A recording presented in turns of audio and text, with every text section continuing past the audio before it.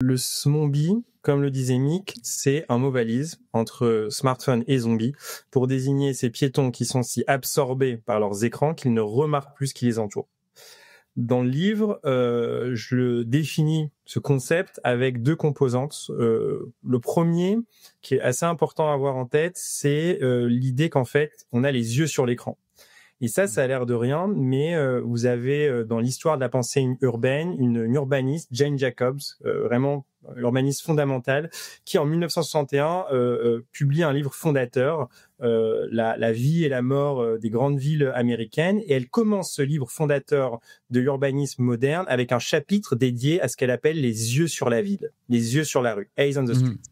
Et elle dit qu'en fait, ce sont ces yeux sur la ville, ces yeux sur la rue qui fondent vraiment l'urbanité d'une ville.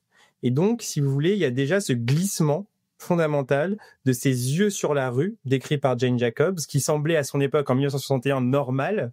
Il y a quelques années plus tard, on s'en souvient, Hitchcock qui fait Fenêtre sur cour, et tout Fenêtre sur cour, c'est ça en fait, c'est les yeux sur la rue, c'est l'histoire d'un homme qui a les yeux sur le bâtiment d'en face, et donc c'est ce basculement fondamental des yeux sur la rue vers les yeux sur l'écran. Ça, c'est peut-être la première composante du zombie, et peut-être qu'on en parlera. En fait, ce basculement, il annonce des transformations urbaines, politiques, sociales majeures.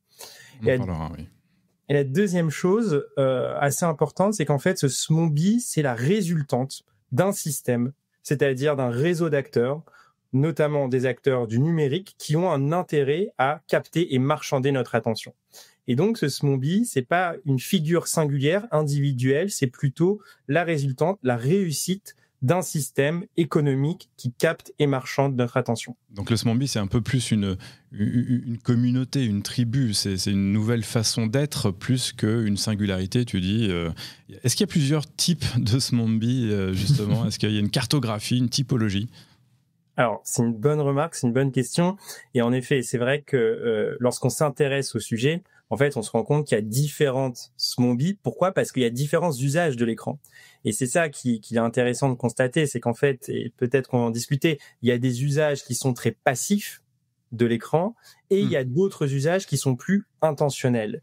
Et en un sens, moi quand même, ce qui m'intéresse dans le livre, c'est plutôt ces usages passifs, c'est-à-dire quand on se fait capter, quand on se fait littéralement aspirer, hypnotiser par ces écrans-là, par différents mécanismes cognitifs qui vraiment nous rendent absents du présent, de notre environnement, et absents à notre environnement urbain notamment.